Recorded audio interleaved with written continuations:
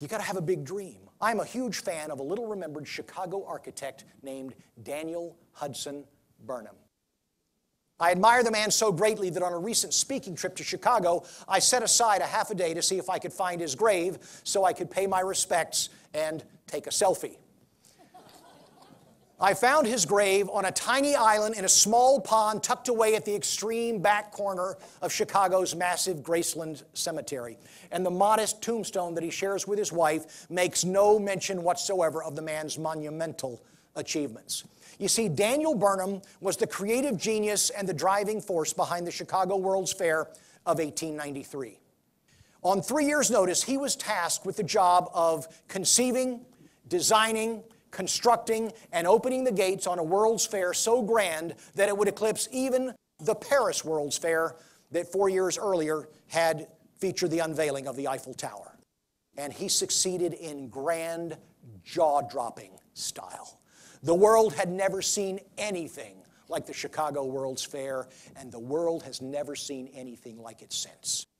In less than 36 months, he transformed a worthless 700-acre swamp on Chicago's southeast side bordering Lake Michigan into the gleaming white city of colonnades and sculptures and fountains and arched bridges and buildings of unimaginable scale. He constructed 237 buildings in 36 months, 5 of which were among the 7 largest ever built in world history. The building on the left with the flags, here's a better picture of it, at over 1 million square feet was the largest building ever constructed in the history of the world and would not be eclipsed until the opening of the Pentagon 6 or 7 decades later. The building was so large that before the fair officially opened, over 100,000 people attended a concert in just one end of it.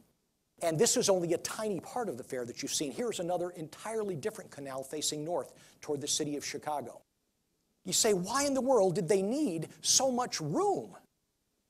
Well, it was to accommodate the crowds.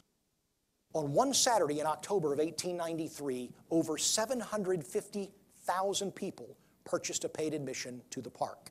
To put this in perspective, if you took the highest single-day attendance in the near 50-year history of Disney's Magic Kingdom, and you added it to the highest single-day attendance ever at Epcot, added to it the single highest day attendance ever at Animal Kingdom, and the highest single-day attendance ever at Hollywood Studios, it would still not even reach half of that number. A figure made even more astonishing by the fact that every single one of them arrived on foot or on horseback or train because there were no automobiles or planes at the time. In fact, the fair featured the first public viewing of an automobile. It featured the first use of alternating current. George Westinghouse built all of those transformers to power the park, which used more electricity than the entire city of Chicago. Most people in that day and time had never seen more than 2 or 3 electric light bulbs lit at a single time. Imagine their wonder and amazement when they beheld 120,000 of them all at once. The fair was so majestic that first-time viewers were said to burst into tears at the sheer glory of it all. It featured the world's first indoor skating rink, world's first indoor aquarium that even housed a whale. And in order to top the Eiffel Tower, he built the world's first Ferris wheel. To give you a perspective, that Ferris wheel is the height of a 26-story building. Each car was designed to hold 72 passengers. So its capacity was 2,160 passengers at a time, which is roughly double the capacity of today's largest Ferris wheel in the world, the High Roller in Las Vegas. Sadly, the entire fair burned to the ground 6 months after it closed. There's only one building left today. It is the Museum of Science and Industry in Jackson Park. The important issue for us is how did Daniel Burnham accomplish something so amazingly huge in under 3 years?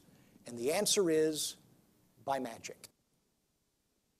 Not my word, his. This is my favorite quote from Daniel Burnham. He said this: "Make no little plans, for they have no magic to stir men's blood, and probably themselves will not be realized. Make big plans, aim high in hope, and work." Let me translate that into 21st century English for you.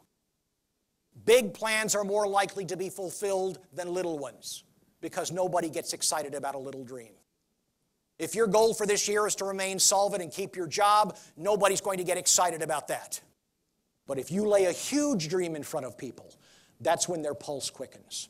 That's when they put aside their petty differences and put their shoulder to the plow and in unison begin to push toward the objective.